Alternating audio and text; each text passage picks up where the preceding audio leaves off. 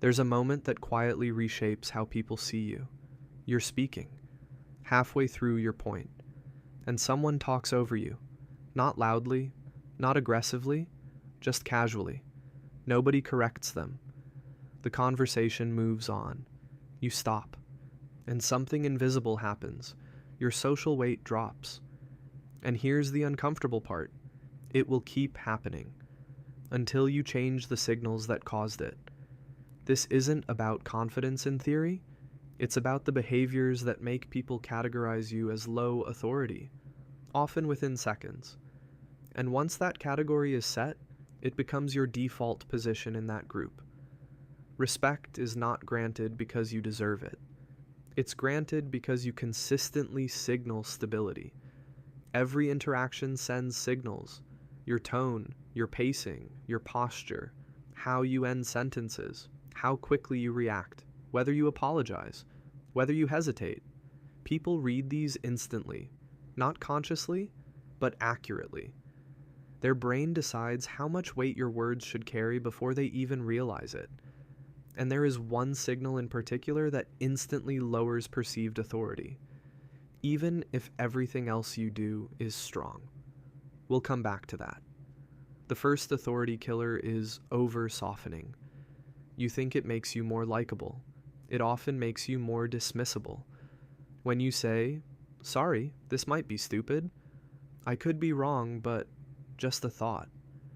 You weaken your idea before anyone evaluates it. You signal doubt before being challenged. Politeness is not the problem. Self-minimization is.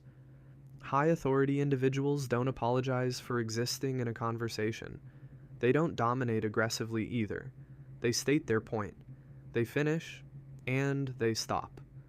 Clarity without apology carries weight. Replace "I'm probably wrong, but maybe" with "I think this works better because..." Same idea, different signal. Confidence is often just the removal of unnecessary disclaimers. Now here's something subtle. Silence exposes insecurity. If you answer and immediately keep talking to fill space, you signal discomfort. If you answer and let the silence sit, you signal control. Control shifts perception, and perception shapes status. The second authority killer is over-explaining.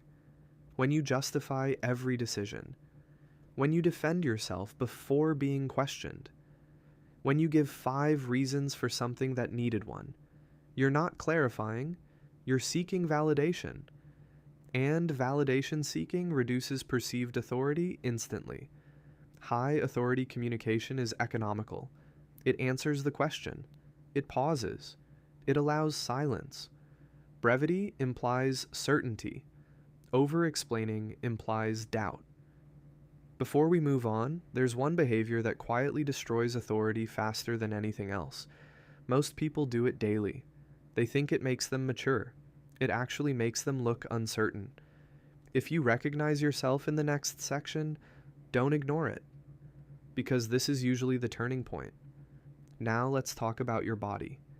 You can say the perfect sentence, but if your shoulders cave inward, if your chin drops at the end, if your voice lifts upward like a question, your body contradicts your message. Perception drops, not dramatically, but consistently. Micro behaviors matter more than you think. Fidgeting, speaking too quickly. Nervous laughter after serious points. Breaking eye contact the second you finish speaking.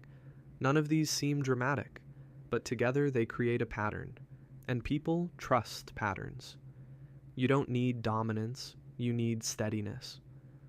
Slow your speech slightly. Lower your tone just enough to feel grounded. Hold eye contact 1 second longer than feels comfortable.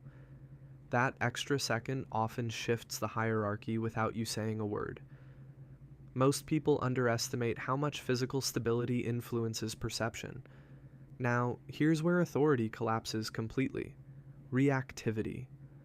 Someone makes a small joke at your expense. Someone interrupts you lightly. Someone challenges your opinion. In that moment, everyone watches your reaction. If you defend immediately, if your tone sharpens, if your posture shrinks, you confirm their positioning of you. Social groups test stability constantly, not aggressively, subtly. They watch who remains grounded. When you remain calm instead of reactive, when you finish your sentence evenly, when you maintain posture instead of shrinking, the room recalibrates. Authority doesn't come from overpowering others. It comes from being unshaken. People subconsciously trust the most stable person in the room.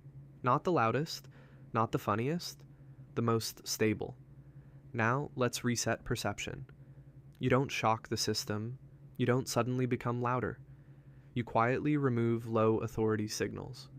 Shorter responses, fewer apologies, measured pacing, calmer reactions. You do it consistently. Over time, perception shifts. Interruptions decrease. Attention increases. Your words land differently. Not because you demanded respect, but because your signals changed. Earlier I mentioned there's one signal that instantly lowers authority. It's emotional reactivity. The moment your composure breaks, your perceived stability drops. And stability is the foundation of respect. Calm beats clever. Every time. Being taken seriously isn't about intimidation. It's about predictability. When your behavior consistently signals certainty, calm, and control, perception shifts, change the signals, the response follows. If this made you think a little differently, feel free to like the video. And if you enjoy this kind of content, make sure to subscribe. See you in the next one.